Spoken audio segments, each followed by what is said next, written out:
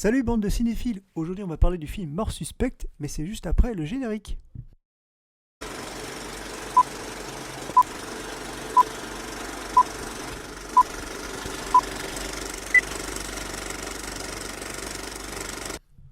Donc ce film a été réalisé par Michael Crichton, et il faut savoir que donc, le titre original c'est Coma. Alors surtout, restez bien jusqu'à la fin de la vidéo, parce que je vais vous faire une petite surprise, notamment quelque chose de l'époque. Donc on va voir ce qu'on nous en disait sur ce film. Donc ce film ouvre toutes grandes les portes d'un laboratoire de recherche privé au secret inviolable, du moins en principe. Le docteur Suzanne Weller, Geneviève Bujold, soupçonne que quelqu'un assassine à dessein des patients de l'hôpital laboratoire. De jeunes gens robustes, alors qu'ils subissent des opérations banales, glissent au bord de l'intervention dans un coma dont ils ne sortiront jamais.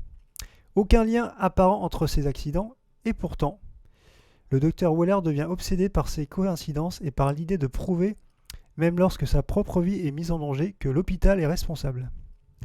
Michael Douglas incarne son amant, un jeune médecin lui aussi, qui ne parvient pas à savoir si sa compagne est sur une piste ou si elle perd la raison. La tension devient plus forte au fur et à mesure que l'action progresse et atteint son paroxysme au moment où libéré par un dernier coup de scalpel, les dernières images se succèdent à un rythme haletant. Vous savez que moi, sur ce film, donc pareil, je l'ai découvert dans un lot, RCV d'ailleurs, vous pouvez voir si vous souhaitez. Il y a une vidéo spéciale qui présente une partie de cette collection. Et c'est vrai que moi, ma scène marquante a été en fait, notamment quand Geneviève Bujold arrive dans une salle où en fait il y a des corps en suspension. Et franchement, c'est le truc le plus qui m'a marqué sur ce film.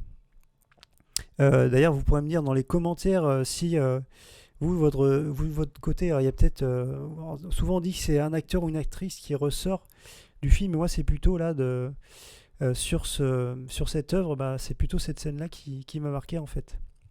Et donc je vous disais au début de la vidéo que j'allais vous faire une petite surprise, et justement la surprise, on va la voir maintenant, puisqu'en fait il faut savoir que des fois à l'intérieur des VHS il y avait des petits trucs sympas.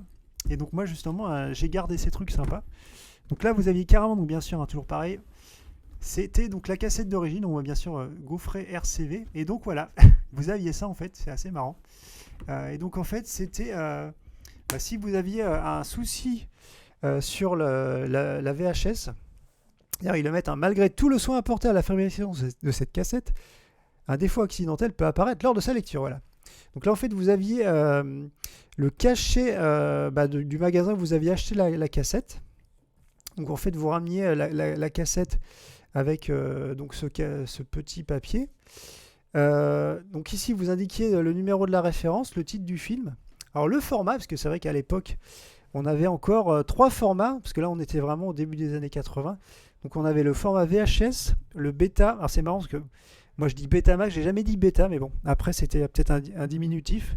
Et bien sûr le V2000. Donc là bien sûr c'était vraiment assez détaillé, parce que donc il demande où apparaît le défaut. Donc vous deviez spécifier soit au début sur toute la longueur, ou sinon après donc tant de minutes. Et après donc vous aviez les différents défauts constatés. Donc pas d'image, pas de couleur, bande blanche en haut ou en bas, image saute ou défile, image déchirée ou déformée, pas de son, bruit de fond. Voilà. Donc c'était quand même assez détaillé. Et donc si vous aviez un problème, donc fallait pas hésiter à ramener la cassette pour vous faire rembourser, en tout cas si c'était le cas. Alors j'espère que cette vidéo vous a plu, on est bientôt arrivé à la fin.